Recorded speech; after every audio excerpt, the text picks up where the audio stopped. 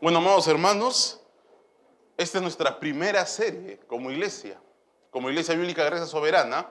Esta es nuestra primera serie de predicación. Esto es algo trascendente, esto es muy significativo. Ya tenemos 2 meses en esta primera serie sobre la naturaleza de la iglesia. Y queremos que sea una serie muy representativa porque queremos que esta serie ponga las bases de lo que va a ser la vida de la iglesia a continuación.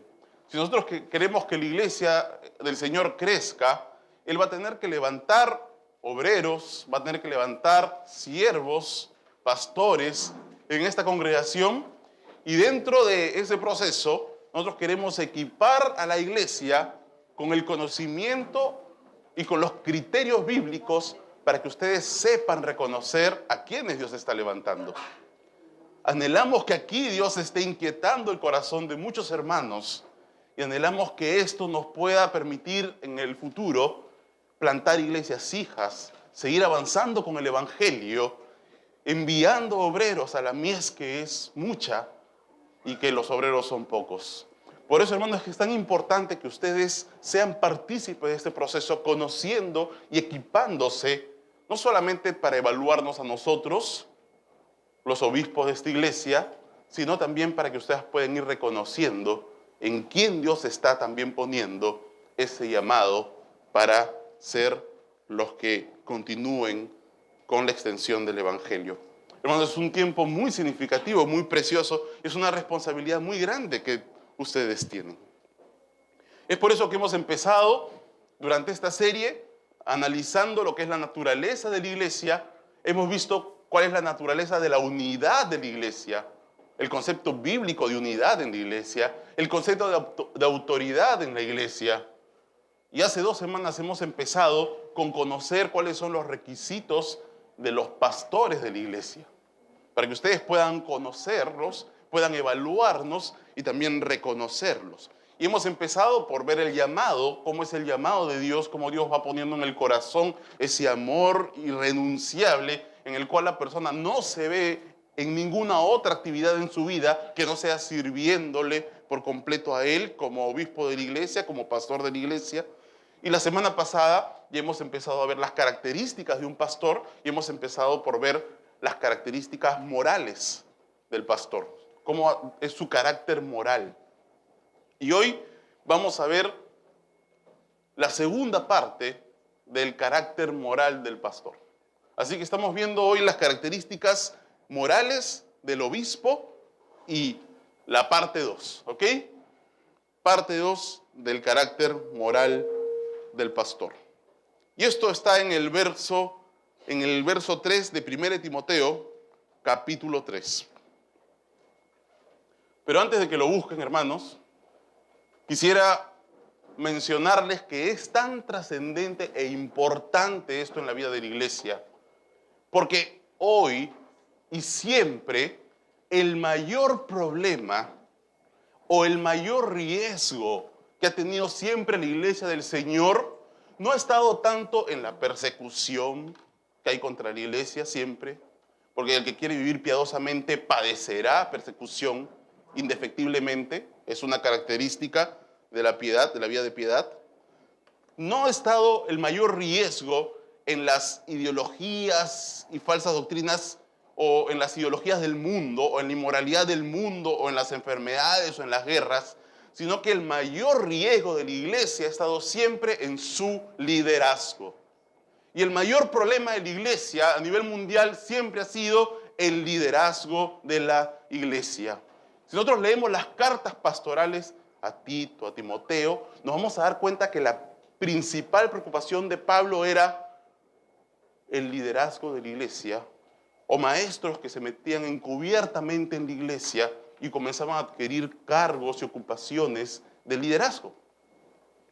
Y para que puedan ver hasta dónde está llegando esto, yo pude conversar con un pastor que está en Suiza, país del primer mundo, ¿no? Él tiene 2 iglesias en Suiza. Y él me contó que un día llegó a la iglesia una hermana y le compartió que estaba muy apesadumbrada porque su pastora, por ahí ya nada más empezamos mal, ¿no? Su pastora le había dicho que para poder lograr lo que ella necesitaba, tenía que ir a un bosque con la foto de la persona por la cual estaba orando y enterrar la foto y decir ciertas oraciones.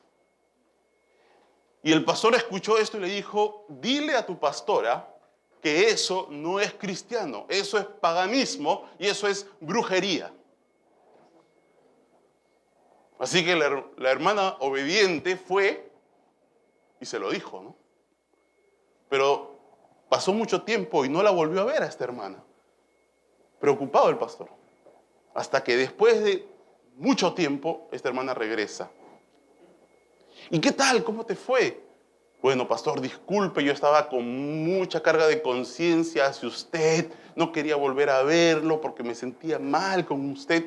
Porque se acuerda que una vez yo le conté y usted me dijo que le diga a mi pastora que eso era brujería. Bueno, fui y le dije. Y ella me dijo, yo tengo el poder para enfriar ministerios. Así que vamos a conseguir una foto de tu pastor y de toda su familia. Y la vamos a poner en el frigider. Hermanos, esto no es un chiste, ¿ah? Bueno, es que suena gracioso realmente, ¿no? Pero a estos extremos estamos llegando, y no estoy hablando de cualquier lugar, no estamos hablando de Suiza, una iglesia en Suiza. Y yo había sacado su foto de usted, pastor, y obedeciendo a mi pastora la había puesto en el frigider y estábamos orando para que Dios enfríe su ministerio. Y por eso me sentía mal con usted. Hasta que me di cuenta que todo eso no tenía nada que ver con el cristianismo de ninguna manera y regresé y quería pedirle perdón, pastor. Hasta estos extremos estamos llegando en la iglesia del Señor. Bueno, no sé si llamarla iglesia, por supuesto, ¿no? Porque podemos ver en el Apocalipsis que dentro de las 7 iglesias había una que no podía ya considerarse iglesia porque no habían creyentes en esa iglesia. Entonces, hermanos, es por eso que es tan importante que la iglesia pueda ser equipada, que ustedes sean equipados con el conocimiento bíblico, porque mientras más conocimiento bíblico fiel al Señor, claro, nosotros podríamos pensar, pero pastor, usted le está dando mucho poder a la congregación. No, lo que queremos es que el Señor Jesucristo sea la autoridad de la iglesia y Él gobierne su iglesia a través de su palabra para que ni siquiera yo, viniendo con un evangelio diferente, pueda engañarlos si ustedes bien están cimentados. Como el mismo Pablo dijo, aun si yo vengo con un evangelio diferente, ténganme por anatema. Aunque un ángel del cielo venga. Y es por eso, hermanos, que es importante los requisitos de quién debe ser un verdadero obispo de la iglesia. Para que evalúen nuestras vidas, para que nos sometamos delante de Dios, pero también a ustedes, y para que ustedes también puedan reconocer a quienes Dios está levantando, porque anhelamos que la iglesia crezca, y crezca en siervos realmente levantados por Dios, reconocidos por su iglesia, de acuerdo a los caracteres bíblicos de quién debe ser un real pastor de la congregación que es de Dios. Así que, hermanos, vamos a leer 1 Timoteo capítulo 3, perdón. Vamos a leer 1 Timoteo capítulo 3. Qué trascendente e importante es esto, hermanos. Mientras más conozcan ustedes la palabra de Dios, más herramientas y recursos van a tener para poder defenderse contra falsas doctrinas o cualquier tipo de manipulación. Palabra fiel. Si alguno anhela obispado, estoy leyendo desde el versículo 1. Palabra fiel. Si alguno anhela obispado, buena obra desea. Pero es necesario que el obispo sea irreprensible, marido de una sola mujer, sobrio, prudente, decoroso, hospedador, apto para enseñar. No dado al vino, no pendenciero, no codicioso de ganancias deshonestas, sino amable, apacible, no avaro. No dado al vino, versículo 3, no pendenciero, no codicioso de ganancias deshonestas, sino amable, apacible, no avaro. Vamos a ver este versículo, el versículo 3. Las características morales, la segunda parte de las características morales de un... Primero, para entrar en el contexto, hermanos, porque quiero que se ubiquen dentro de lo que Pablo está escribiendo. Pablo acababa de salir de la cárcel. Y después de salir de la cárcel, de estar preso, él se va a Macedonia a visitar las iglesias. Y en medio de los informes que él recibe, y al entender cómo está la iglesia, deja a Timoteo a cargo de Éfeso y deja a Tito a cargo de Creta.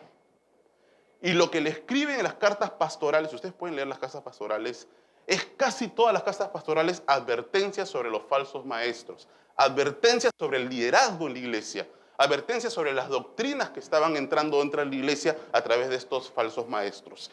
Y casi todas las epístolas pastorales son esta problemática, la problemática de personas que habían entrado encubiertamente en la iglesia, personas que estaban dañando a la iglesia y personas que, algunas incluso llegando al liderazgo de la iglesia, predicaban a la iglesia de acuerdo a lo que la iglesia quería escuchar, ¿no? Se amontonaban de acuerdo a sus concupiscencias, le decían a la iglesia lo que la concupiscencia de la iglesia quería, tenían anhelos de ganancias deshonestas, eran avaros, contumaces, discutían de cosas que no tenían sentido, decían que conocían la ley, pero no sabían nada de la ley, prohibían casarse, prohibían comer algunos alimentos.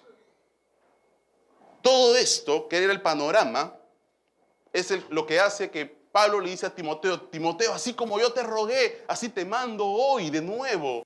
Manda que no enseñen falsas doctrinas, que no atiendan a esas fábulas ni genealogías.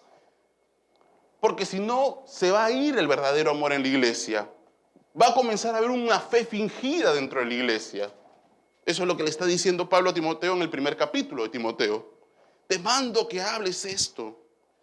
Y después comienza a corregir, ¿no?, algunas doctrinas diciendo, oren por salvación, pero que la salvación, oren por todos los hombres, no excluyan a algunos hombres. Corrijan algunos problemas que hay con el rol de la mujer en la iglesia. Y como tercer capítulo comienza a hablar y estos son los requisitos para los obispos. Pero primero quería decirte, Timoteo, que esto sí es palabra fiel. Van a encontrar en las epístolas pastorales que él siempre usa este término, ¿no?, palabra fiel.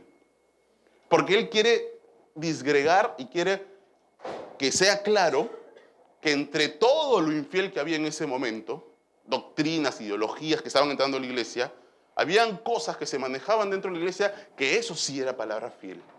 Y que eso sí iba a perseverar por el tiempo y que eso él sí lo avalaba.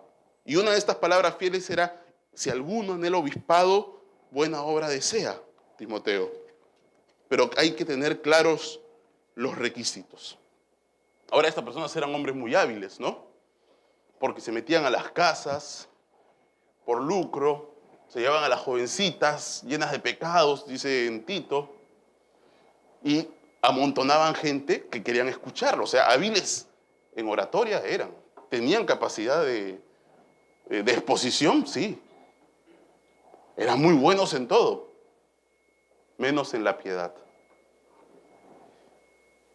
Menos en una vida de piedad, menos en un conocimiento adecuado de la ley, pero hábiles en otras cosas.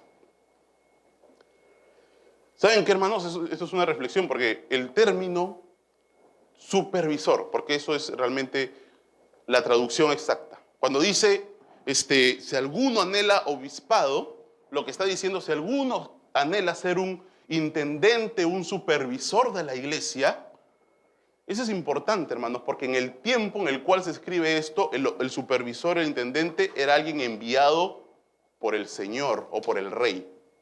Enviado por el rey, bajo la autoridad del rey, para ir y supervisar, y vigilar, y velar, y estar atento, y después regresar a dar cuentas a quien lo envió. O sea, la figura de obispo es una figura de alguien que está totalmente bajo la autoridad de Jesucristo, del verdadero Señor de la iglesia. Y que solo tiene un cargo delegado para cuidar, velar, supervisar la iglesia. Por eso dice, obispo es un supervisor. Pero vamos a empezar ahora sí con tres criterios morales, o tres características morales que debe tener el pastor de la iglesia que está en este versículo. Y la primera característica es no dado al vino. No dado al vino. En el griego la palabra es no para paroínos, o sea, no alguien que esté en el vino. La figura de esta palabra, los estudiosos del griego, es como alguien que está sentado siempre con una copa de vino en su mesa. Y siempre se le ve así. O una bota, ¿no? Porque en ese tiempo se usaban para tomar botas también. Una copa o una bota de vino sobre la mesa. Y por lo tanto, la implicancia de este término es de adicción. Lo que está tratando de decir aquí con ese término es alguien que no tenga una habitualidad al vino y que esté, por lo tanto, ya adicto o esté en alcoholismo, lo que ahora llamamos alcoholismo, ¿no? Eso quiere decir. Alguien no dado al vino es alguien que no haya caído en la adicción del vino. Y bueno, esto parecería totalmente obvio, ¿no? Porque decimos, bueno, se supone que ningún pastor debe ser un alcohólico, ¿no? Y no creo que vayamos a encontrar iglesias donde esto no lo cumplan, ¿no? O bueno, ahora ya no sabemos, ¿no? Ahora podemos encontrar de todo, ¿no? Pero debería ser fácil, ¿no?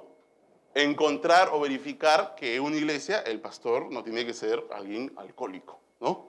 O alguien que esté entregado a la bebida o esté bajo la adicción al alcohol, porque en realidad el vino se usa aquí, pero es para todas las bebidas alcohólicas. Ahora, déjenme, hermanos, explicar que en ese tiempo, generalmente lo que se tomaba era la uva, el jugo de uva, pero por la temperatura y por el medio en el que estaba, en la tierra de Palestina, rápidamente se fermentaba.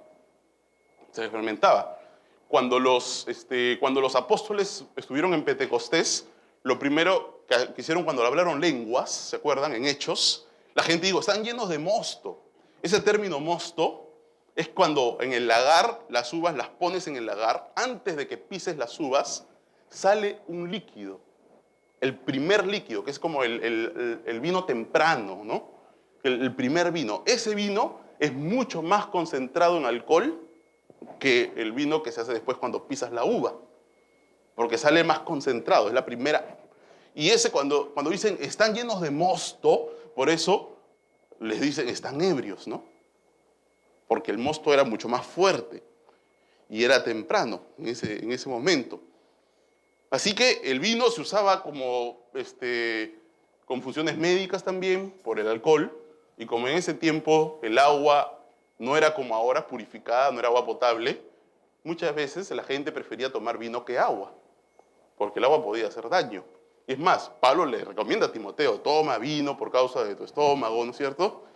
Entonces, pero con moderación, por supuesto. Entonces aquí vemos la claridad, ¿no?, de lo que está diciendo Pablo. Y por supuesto, Pablo mismo dice después que los falsos maestros más bien son los que prohíben comer tales cosas, son los que prohíben disfrutar de las cosas que Dios ha limpiado y les ha dado para gratitud y para que en gratitud las disfrutemos. Pero, por supuesto, si un obispo cae en un exceso y se va más allá de algo muy habitual en él, no tienen los requisitos para ser un obispo. Y yo estuve repasando, hay hermanos, un recurso muy precioso para mí, realmente se los recomiendo, se llama Tesoro del Conocimiento Bíblico. Si ustedes pueden conseguir eso, para mí ha sido realmente una bendición ese recurso. Cuando podemos ver que la Biblia interpreta a la Biblia, para que sea la palabra de Dios la que interprete realmente la palabra de Dios, podemos usar recursos como estos. Y vamos a ir a uno de los pasajes de referencia que nos da este recurso, que es Levítico capítulo 10. Vamos a Levítico capítulo 10.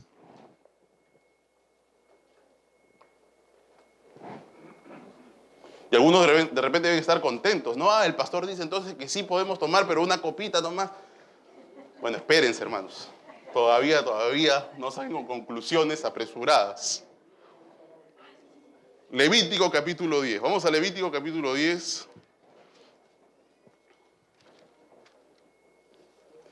Este pasaje, hermanos, es desafiante. Y realmente espero que comprendamos la magnitud de este criterio. Levítico capítulo 10, versículos del 9 al 11.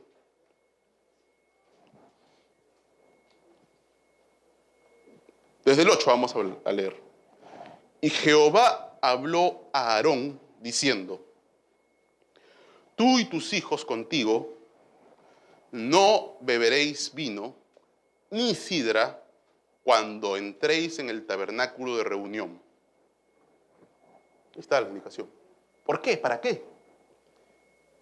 Para que no muráis. O sea que ahora sí la cosa está seria.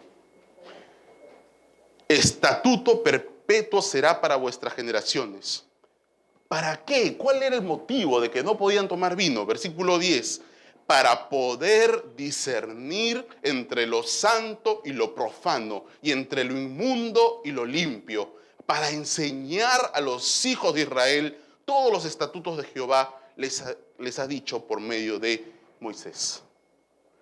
El propósito o la razón que le da Dios a Aarón, ojo que este pasaje justo es después de que Dios había fulminado con su santidad a los hijos de Aarón por tratar de entrar a adorarlo con fuego extraño. Y Aarón, todo compungido por la muerte de sus hijos, está con esa tristeza, y Dios le dice a Aarón, vamos a leerlo mejor, vamos a los versículos anteriores, porque eso también es importante, hermanos, para entender lo que significa servir al Señor. Versículo 3. Entonces dijo Moisés a Aarón, Moisés, recibiendo las palabras del Señor, le dijo a Aarón: esto es lo que habló Jehová diciendo: en los que a mí se acercan, me santificaré, y en presencia de todo el pueblo seré glorificado. Y Aarón cayó. Nuestro Dios es fuego consumidor. Y Él está diciendo acá a Aarón, Dios, porque está diciendo: yo, en los que se me acercan, me santificaré. O sea, mostraré mi santidad a todo el pueblo. Mostraré a todo el pueblo la perfección, la pureza de quién soy yo, y me glorificaré para que todo el pueblo tema y sepa delante de quién está. ¿Qué tal respuesta, no? Ese es el Dios de la Biblia. Ese es nuestro Dios. Y es en ese episodio que Dios le da estas reglas a Aarón y a sus hijos, y le dijo que no podían beber vino. ¿Y el propósito cuál era? Para que puedan discernir entre lo santo y lo profano, para que puedan estar lúcidos, para que puedan estar atentos, para que puedan velar. ¿Y por qué les digo esto? Porque es el mismo principio, hermanos. Lo que significa ser un obispo o un supervisor es alguien que esté velando, que esté vigilando, que esté supervisando. ¿Qué es santo? ¿Qué es profano? Si se está metiendo el mundo a la iglesia, si las ideologías están comenzando a influir dentro de la iglesia, si la iglesia está entrando a la iniquidad, si se está perdiendo la santidad en la iglesia, necesita gente lúcida, atenta, que vele, que sienta esa responsabilidad y esa carga, que sean atalayas y por lo tanto tienen que estar atentos, despiertos. Ese es el principio por el cual, porque hay un paralelo en el ministerio hoy. Ese es el principio por el cual un obispo no puede dejar que nada le quite la lucidez, la atención. el peso de lo que significa tener una responsabilidad delante de Dios. Tiene que ser alguien que tenga el conocimiento y la atención para poder identificar: eso no es del Señor, eso no es santo, eso es una falsa enseñanza. Y cuidar a la iglesia. Por lucidez, un principio tan importante en este tiempo, tan necesario, cuando vemos que muchas veces el mundo está avasallando, se está metiendo, está ahí sus ideologías, sus enseñanzas, sus principios, la santidad se está perdiendo en la iglesia, y los que deben ser los atalayas vigilantes, que sean lúcidos y atentos y que estén velando y que tienen la responsabilidad delante de Dios, que es el liderazgo, generalmente no están cumpliendo su rol. Hay un pasaje que dice: son como atalayas dormidos que dejan entrar al enemigo, ¿no? Pues en ese tiempo todo estaba muy amurallado, las ciudades eran amuralladas. Y generalmente cuando alguien quería asaltar una ciudad, muchas veces esperaban en la noche y se metían por escaleras y abrían las puertas. Y después entraba todo el enemigo, ¿no? Y si el atalaya no estaba atento, entonces era conquistada la ciudad. Así que, hermanos, un principio claro, o una de las implicancias claras de esta enseñanza, es de que el obrero, el obispo, no tiene que dejar que nada le quite su lucidez y atención para el rol que Dios le ha dado. Pero no solamente eso, vamos a Isaías 28, capítulo 7, para ver otra implicancia más de este principio. Isaías 28, 7.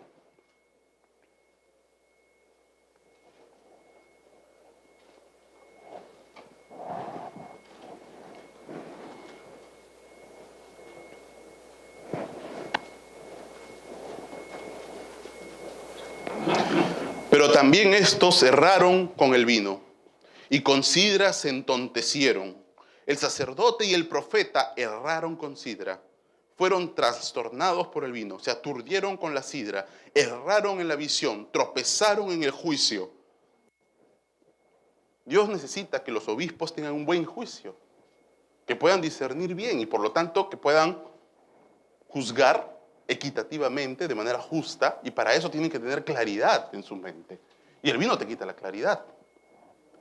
Otra de las implicancias. Efesios 5, 18. Ahí vamos al Nuevo Testamento, hermanos, Efesios 5, 18. Porque con esto podemos ver todas las implicancias, todo lo que tiene que ver el ser un supervisor y alguien que no debe dejar que sus sentidos sean embotados por el vino. Pero en realidad ese principio es un poco más amplio. Efesios 5, 18. Este es el pasaje más conocido, ¿no? No os embriaguéis con vino, en lo cual hay disolución. Hermano, esta palabra es tan gráfica. Disolución. Como yo he estudiado ingeniería industrial, y yo me acuerdo de lo que me enseñaban, lo que es una solución, ¿no? Lo que era disolver. Disolver, ¿no? Eso lo hemos escuchado tantas veces. Disolución. En el griego, disolución quiere decir sin salvar, que no puedes retener, que no puedes proteger. Entonces, cuando hay una vida disoluta, es una vida que se entrega, que está entregada al vaivén del día a día, de las olas, ¿no? Una vida que simplemente vive la vida, ¿no? Y no deja que la vida la viva, ¿no? Una vida disoluta es una vida pródiga que no se concentra en una sola cosa. Es una vida que está totalmente disuelta, desperdigada. Y lo que Dios quiere más bien es que nosotros tengamos una vida concentrada, atenta en Él y en su obra y en sus cosas. Y más el obispo, ¿no? Porque tiene que ser ejemplo de esto. Y el vino es a la mente como el agua es a cualquier concentrado. El vino disuelve y el vino hace que comiences a pensar en cualquier cosa, ya no te puedes concentrar y terminas desperdiciando tu vida. No puedes hilar ideas, la mente se va de un lugar a otro, se desperdiga una idea a otra, y lo que Dios quiere más bien es que estemos concentrados. Miren los principios que estamos sacando, las implicancias. Un obispo tiene que ser alguien que esté lúcido, atento, para velar. Un obispo tiene que ser alguien que tenga buen juicio. Un obispo tiene que ser alguien que esté concentrado en su tarea. Que no tenga una vida disoluta, que esté disparando para todos lados como un hombre de doble ánimo, que no tiene ninguna centralidad. Pero también, hermanos, las implicancias de esto es por el abuso y por el testimonio. Y para eso vamos a ir a Romanos. Vamos a ir a Romanos y vamos a ir al capítulo 14 de Romanos. Y vamos a entrar a un tema muy importante en la iglesia, polémico por supuesto, pero importantísimo. Romanos capítulo 14. Y acá hay una clave más. Versículo 21 dice, bueno es no comer carne. ¿Qué más? Ni beber vino, ni nada en que tu hermano tropiece o se ofenda o se debilite. Una tercera implicancia es esto, que es el tema de la conciencia de la iglesia. Aquí entramos en este tema de conciencia. Vamos a leer desde el versículo 1 del capítulo 14. Recibid al débil en la fe, pero no para contender sobre opiniones. Porque uno cree que se ha de comer de todo, otro, que es débil, come legumbres. El que come, no menosprecia al que no come. Y el que no come, no juzgue al que come, porque Dios le ha recibido. Nuestra conciencia, hermanos, se va educando conforme vamos conociendo la palabra de Dios y se va alineando cada día más a la voluntad de Dios cuando vamos escuchando los mensajes, vamos estudiando la palabra en nuestras casas, vamos meditando en ella, y mientras más vamos llenándonos del conocimiento de su voluntad, o sea, más nos vamos llenando de qué cosa le agrada al Señor y qué cosa no le agrada al Señor, vamos a vivir cada día más con una conciencia alineada a su palabra. Pero en Romanos 14 había una parte de la iglesia que tenía un contexto judío, una ascendencia judía. Ellos habían nacido y se habían criado en una cultura judía. Y en Roma también había una parte de la iglesia que tenía una ascendencia cultural griega, gentil, ¿no es cierto? Ellos habían creado una cultura gentil. Entonces, para una parte de la iglesia era pecado comer carne, tomar vino, y para otros no. Así que no había un acuerdo en esto. Y los que no comían ni bebían juzgaban a los que sí lo hacían.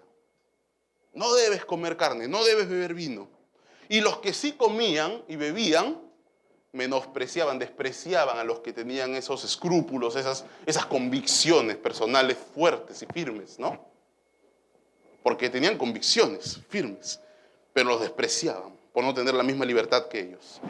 Al ser este un tema no esencial en la salvación, de lo que dependa la salvación, Pablo insta a los romanos, a la iglesia en Roma, a que se abstengan de comer o de beber para no ser de tropiezo a los que tenían esas convicciones. ¿Por qué?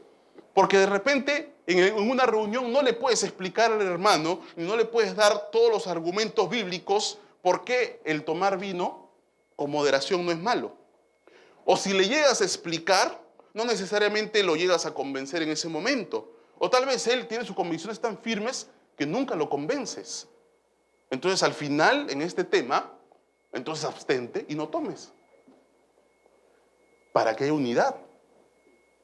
Y para que no seas de tropiezo al hermano que tiene esos problemas, que te va a juzgar o que tiene debilidad en esa área. Y para el que algo es malo, para él le es pecado. Dice la Biblia que no hagamos nada sin conciencia. Si nuestra conciencia nos acusa, entonces si algo es pecado para nosotros, para él lo es. Entonces mejor abstente. Por amor, por no ser de tropiezo, por mantener la paz y porque esto es agradable a Dios y a los hombres.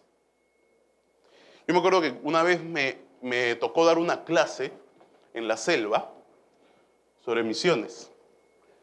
Y tenía pastores de una tribu que se llaman los Wampis, que antes eran los jíbaros reducidores de cabezas. Bueno, se han convertido al Señor, ya no reducen cabezas, no por si acaso. Eran muy belicosos, pero ahora son creyentes, algunos. No todos, por supuesto, pero habían pastores. Ahí. Y había ahí otro de otra tribu, otro pastor de la tribu Achuar. Interesante porque llegamos a este pasaje, ¿no? Entonces los Achuar dijeron, pastor, porque ellos no es el vino, sino es el masato, ¿no? El masato. Pastor, nosotros en la etnia Achuar, todos los creyentes, ninguno toma masato. Y el Wampis dijo, pero ¿y el masato que no está fermentado, ese no lo pueden tomar ni siquiera? No, ni siquiera ese. ¿Por qué? Dijo, si no es alcohólico. Y aquí lo que se está diciendo la palabra es que no nos podemos emborrachar. Porque ese masato lo tomas sin fermentar y en el estómago se te puede fermentar y te emborrachas. Y el Wampis decían, pero no, nosotros nunca nos ha pasado eso. No, sí, nos ha pasado. Así que el Achuar tenía claro de que no debían tomar nadie nunca masato, y en sus iglesias, en sus congregaciones, nadie toma masato. Y los Wampis no tenían problemas con el masato, pero el masato que no era fermentado. Y ustedes saben cómo lo fermentan, ¿no? No sé si explicarlo, porque... Bueno, algunos saben, ¿no? Para que no quede así la cosa medio sin definir, ellos lo fermentan con la saliva de la mujer, ¿no? Entonces, es como un jugo de yuca. Lo mastican. Los Wampis no tenían problemas en tomar el jugo de yuca no fermentado, pero los Achuar sí. Y en esto no estaban de acuerdo.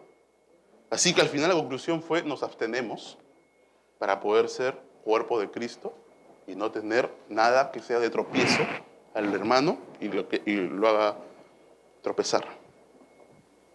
Así que, hermanos, el obispo está llamado a no abusar del vino, ni siquiera a ser un bebedor habitual, e incluso abstenerse totalmente de su libertad si es que se da cuenta que es de tropiezo. El principio pastoral que se deja bien claro aquí, hermanos, y esto lo podemos ver por los otros pasajes, es que el pastor tiene que ser alguien que esté atento, vigilante, y que no deba dejar de que nada, de alguna manera, entorpezca su juicio, para que pueda estar atento a lo que está pasando en la iglesia, atento para poder evitar todo lo que reduzca su habilidad y la atención para cuidar la santidad, la honra y para cuidar la gloria del nombre de Cristo en la iglesia. Detectando, denunciando las falsas doctrinas, a los falsos maestros, y por eso esta característica está asociada con la de ser sobrio. ¿Qué quiere decir eso? Ser alerta, ser vigilante.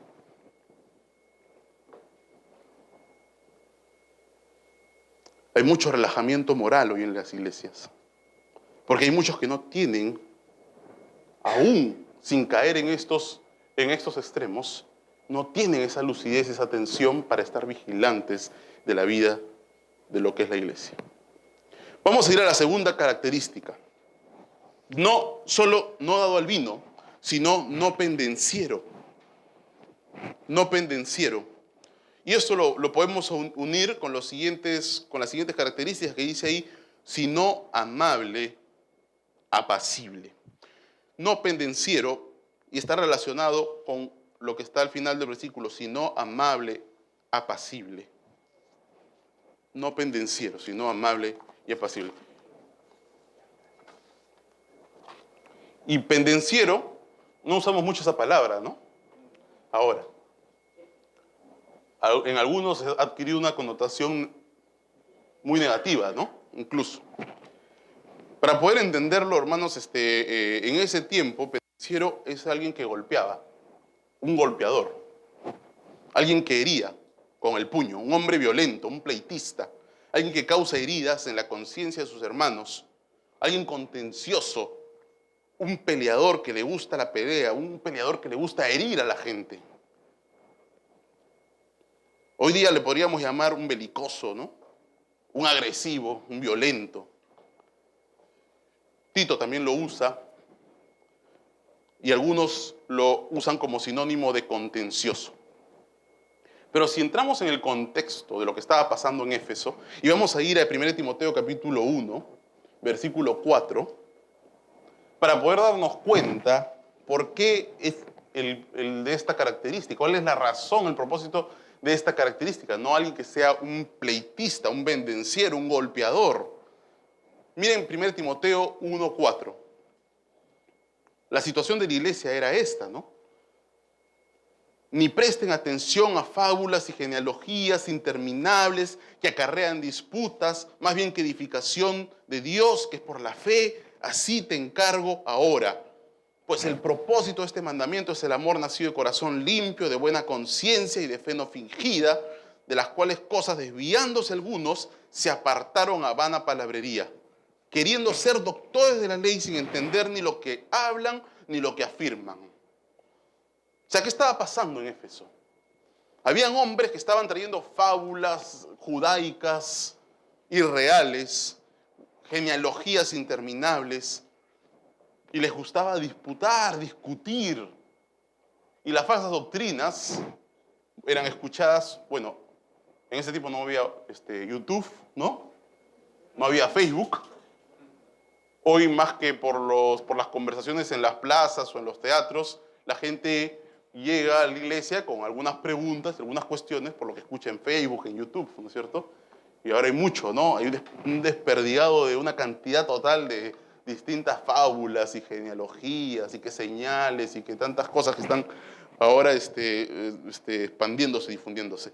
Ese era el contexto de Éfeso, pero ese sigue siendo el contexto de hoy y ese siempre va a ser el contexto de la iglesia.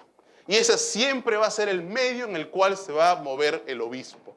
En medio de doctrinas, de creencias, en medio de fábulas, en medio de genealogías, va a haber gente sincera que venga trastornada su fe por estos falsos maestros y que quieren respuestas, y va a haber gente malintencionada que quiere simplemente pelear y discutir y tener influencia y ganar aceptación y reconocimiento a través de cosas interesantes que jalen el oído de las personas para que ellos sean escuchados. Así es el contexto del obispo. Ese es el contexto en el que se mueven los supervisores. ¿Se dan cuenta por qué es tan importante que no sea pleitista, heridor? Porque imagínense, alguien que le gusta pelear, alguien que le gusta discutir, está en el caldo de cultivo pues para poder herir y poder decir y poder él ganar todas las discusiones. Vamos a 1 Timoteo 6.3. 1 Timoteo 6.3.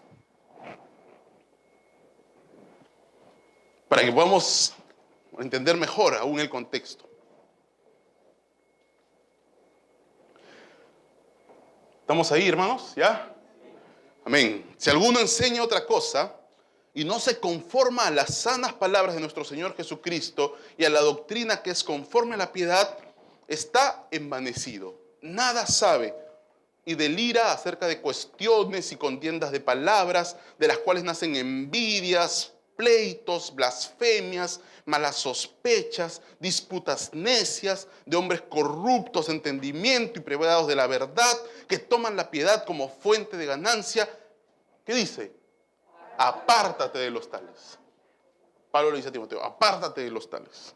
Entonces Timoteo le dice, manda que no presten atención, manda que no enseñen. Timoteo, están envanecidos, nada saben, le está diciendo. ¿Se imaginan si Timoteo fuera un belicoso que buscaba pleito en todos lados? ¿Cómo hubiera reaccionado? Hiriendo. Esto es el día a día de la iglesia, hermanos. Como esto no ha cambiado, es importante que un supervisor, que un obispo esté velando, que su responsabilidad sea vigilar y su campo sea esto justamente, ver las falsas doctrinas, ver las ideas que están entrando. Y si no es alguien que sepa controlarse, si no es alguien que sepa no herir, está descalificado para ser un supervisor de la iglesia en un contexto así. Y siempre la iglesia va a estar en un contexto así. Miren lo que dice 2 Timoteo 2:23. Vamos a 2 Timoteo 2:23. Y esto es muy delicado y queremos explicarlo bien, hermanos, porque es importante cuál es la medida justa, ¿no? Porque tampoco es alguien bonachón que deja entrar todo y que pasa todo, ¿no? 2 Timoteo 2:23. Dice, pero desecha las cuestiones necias e insensatas, sabiendo que engendran contiendas. Porque el siervo del Señor no debe ser contencioso, sino amable para con todos, apto para enseñar, sufrido, que con mansedumbre corrija. A los que se oponen, por sí quizás Dios les conceda que se arrepientan para conocer la verdad y escapen del lazo del diablo en que están cautivos a voluntad de Él. Por supuesto, Pablo no está diciendo que el obispo no deba saber defender la fe. Pablo no está diciendo aquí que el obispo no tiene que contender o no tenga que corregir. Tiene que contender, tiene que corregir, tiene que reprender y tiene que reprender duramente a veces, pero tiene que contender ardientemente por la fe, pero tiene que tener un carácter que lo capacite para saber hacerlo, para saber escoger sus batallas, para saber cuáles desechar y para saber contender y para saber reprender. Porque si no va a estar hiriendo a todos. Por eso es que Pablo dice, sino amable, agrega esta descripción del carácter del obispo, sino amable. ¿Qué quiere decir amable? Alguien apropiado. O sea, que su corrección,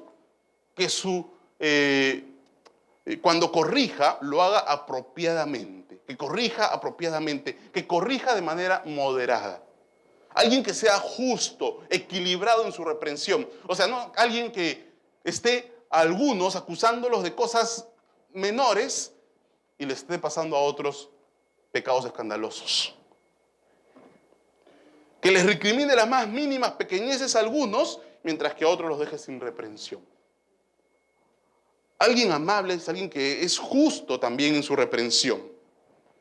Y Pablo le dice encarecidamente a Timoteo, por eso en 5:21, te encarezco delante del Señor Jesucristo, que guardes estas cosas sin prejuicios, no haciendo nada con parcialidad, porque también el ser amable implica eso: equidad, justicia.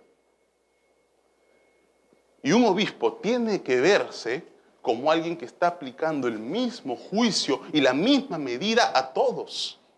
Si no, va a ser de tropiezo a los que sean reprendidos. Y esto es importante, hermanos, porque el obispo puede equivocarse, ¿no? Pablo no está diciendo que el obispo tiene que ser perfecto y que nunca hiera a nadie. El obispo puede equivocarse y en algún momento, en vez de ser moderado, se excede en su reprensión, pero esto tiene que verse como una excepción. Que la gente después, al ver eso, diga, ¿qué le pasó? ¿No? Esto es algo raro en él. ¡Qué raro! Porque es una excepción. Pero si más bien se le conoce al obispo como parte de su carácter esto, y él dice, no, bueno, es así. Entonces, ese obispo ya tiene algo de qué ser señalado. Y ese es el criterio de ser irreprensible, porque la base de todo es ser irreprensible. Entonces, aquí podemos dar cuenta qué significa ser irreprensible, hermanos. Por ejemplo, si alguien comete una falta, un error, se equivoca, el obispo se excede en su reprensión, en vez de ser moderado y pide perdón, ¿no? Y se corrige, si eso se le ve como una excepción, no deja de ser irreprensible. Pero si eso se comienza a ver como algo constante en su carácter, de tal manera que la gente pueda decir, él es así, es un iracundo. Él es así, es violento, ¿no? Se le pasa la mano.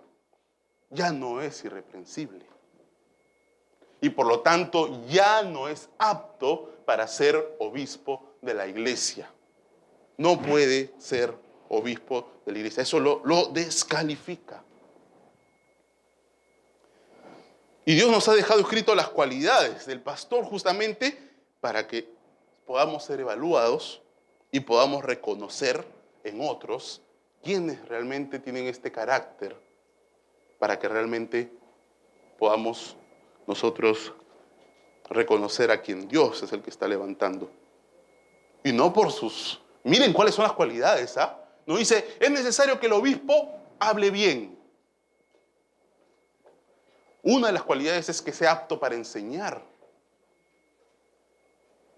Pero no solamente por ser apto para enseñar puede ser obispo. Tiene que ir acompañado de esto en su carácter.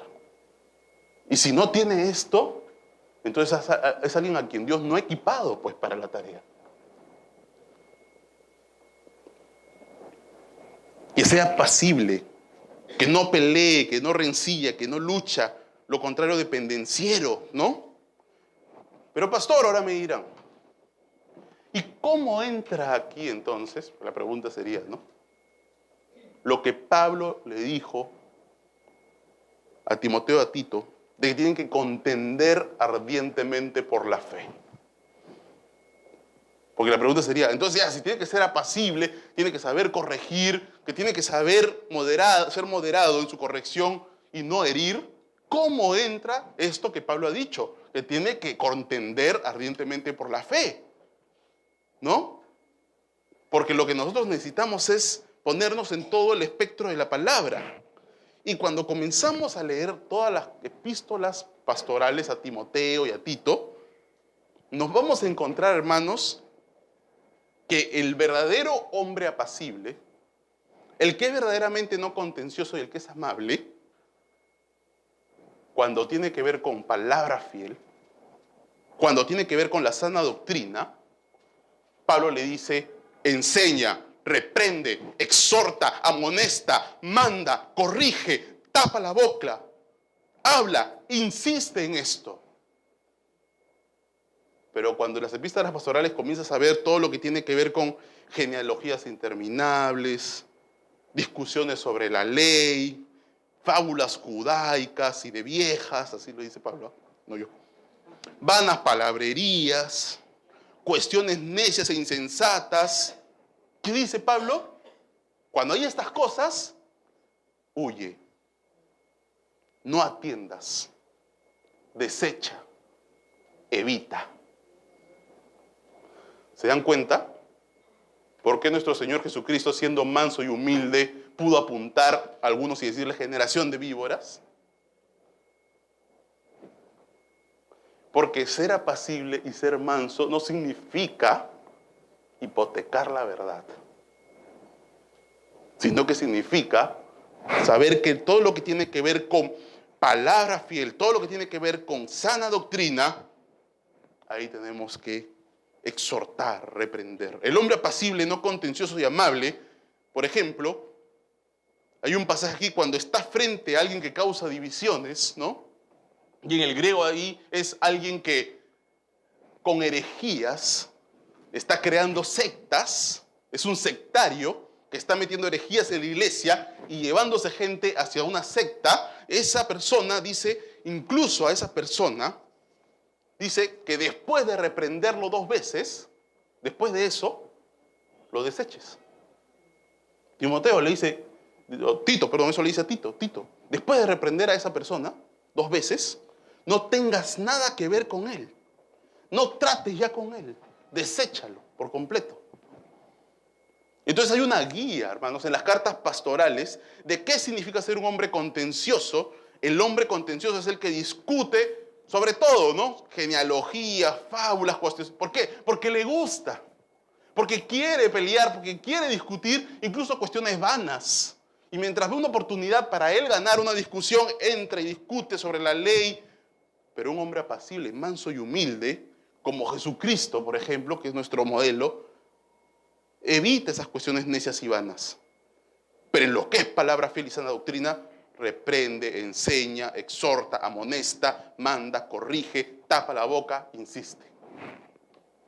¿Entendemos, hermanos, cuál es la medida que Dios nos está dando? Tercer punto y último, y con este terminamos. No codicioso de ganancias deshonestas. Ay, ay. No avaro.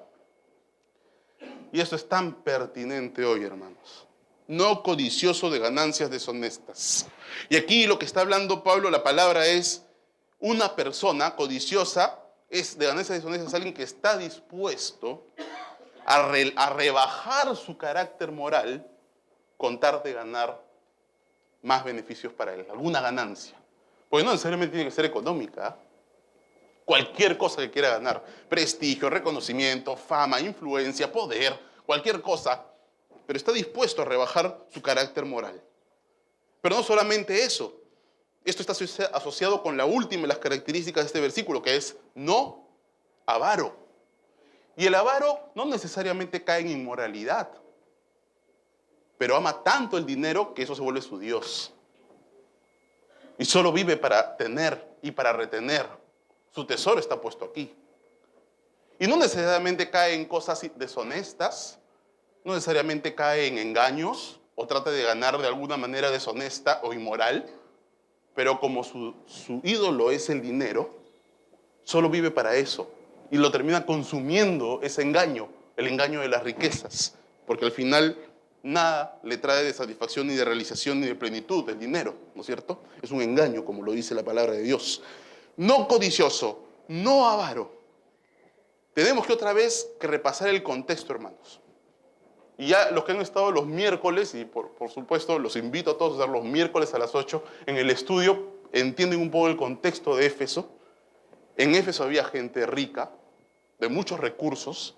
Pablo le dice, dile a los ricos, Pablo le dice a Timoteo, dile a los ricos que no pongan su esperanza en las riquezas. En Éfeso había gente de muchos recursos, porque incluso cuando habla sobre el rol de la mujer en la iglesia, Pablo le dice a las mujeres que se visten con peinados ostentosos, y tú buscas en el griego qué es peinados ostentosos, y eran unos arreglos trenzados que se hacían con joyas, con oro. O sea, llevaban miles de dólares en el pelo de repente. No. O sea, había gente de muchos recursos en Éfeso. O sea, y es en este contexto que por supuesto había mucha gente que deseando ganancias deshonestas, entraban en la iglesia y trataban de alguna manera de conseguir adeptos, de conseguir gente que de acuerdo a sus concupiscencias se puedan hablar. Y miren en 1 Timoteo capítulo 6, versículo 3. 1 Timoteo 6, 3. Si alguno enseña otra cosa y no se conforma a las sanas palabras de nuestro Señor Jesucristo y a la doctrina que es conforme a la piedad, está envanecido, nada sabe y delira acerca de cuestiones y contiendas de palabras, de las cuales nacen envidias, pleitos, blasfemias, malas sospechas, disputas necias de hombres corruptos de entendimiento y privados de la verdad, que toman la piedad como fuente de ganancia. Apártate de los tales. Versículo 9. Porque los que quieren enriquecerse, ya están los avaros, ¿no? Los que toman la piedad como fuente de ganancia son los codiciosos. Pero porque los que quieren enriquecerse caen en tentación y lazo y en muchas codicias necias y dañosas que hunden a los hombres en destrucción y perdición, porque raíz de todos los males es el amor al dinero, el cual codiciando algunos se extraviaron de la fe y fueron traspasados de muchos dolores. Hermanos, una de las motivaciones, si no la principal, de los falsos maestros es la ganancia deshonesta. Usar la piedad como fuente de ganancia. Y es por eso que ahí dice, si alguno enseña otra cosa, y es justamente como su motivación, como su prioridad, como su deseo, no es tanto la edificación de la iglesia, sino ellos ganar. Por eso es que ellos enseñan otra cosa. Por eso, ¿por qué?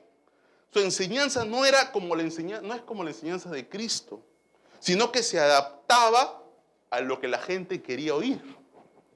La enseñanza de los falsos maestros se adapta a lo que la gente quiere oír. ¿Qué quieres oír? Eso te predico. ¿Por qué?